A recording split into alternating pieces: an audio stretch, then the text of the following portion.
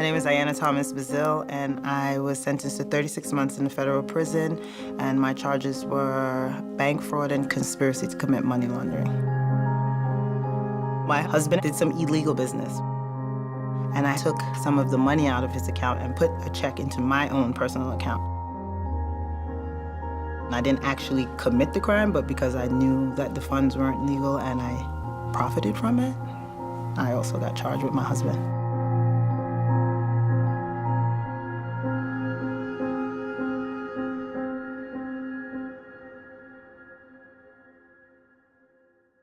I think if I was Madoff's wife, I would have went to Connecticut and bought a house and sat my behind down and had a little bit of money in my account, been able to work or do what I had to do if I was Madoff's wife.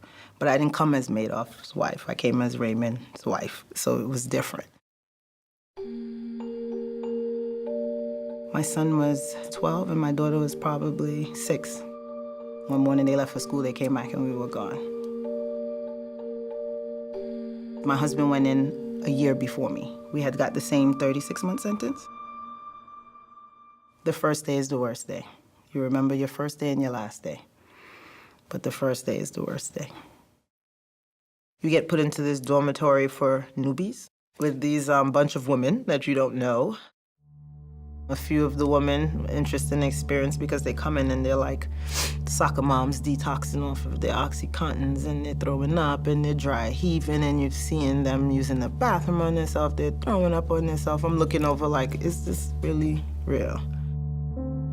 Most of the women there were there for money and drugs and crimes committed with their boyfriends and husbands, but from all walks of life, white, black, Asian, everyone. The women are bonded usually by culture. Most of the Hispanic women are together, the Caucasian woman, and there's the black woman. I kind of was like all over because I didn't really fit because my dynamic was that I was from Brooklyn, but I was a suburban mom. My best friend was a Caucasian girl. She had the husband, she was here, her kids were gone, my kids were gone. We had to go through the crime when you got report cards, when you got pictures, when you had visits. You have to have someone with you that helps support you through that because when you have a visit, you can't even get up the next day because it takes everything from you, like everything when your children are leaving you. We told my daughter that I was in the military. We said Dad went to the military and Mom is gonna have to go too. Because if I send her a picture, I was in my little green military suit. And when she saw me, I was in the green suit. There was one visit. She's like, well, I don't want to leave. And I was like, well, Auntie Sarah has to take you back home. And, you know, you're giving this whole story about why you have to go back. And she's like, Ma, I just want to stay here with you. I can, like, get McDonald's and we could just come back. Because she wanted McDonald's. And she's like, we could just come back and have McDonald's together. And I think, and that was the only time I think that I cried. My son cried. It was, like, awful. It was like you ripping her from me because she just didn't want to go.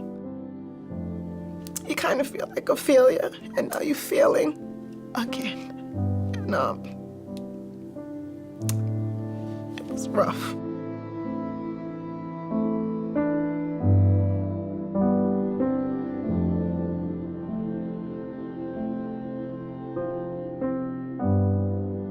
We have our own place, and we have stability, and we stay where we are, and we're happy where we are.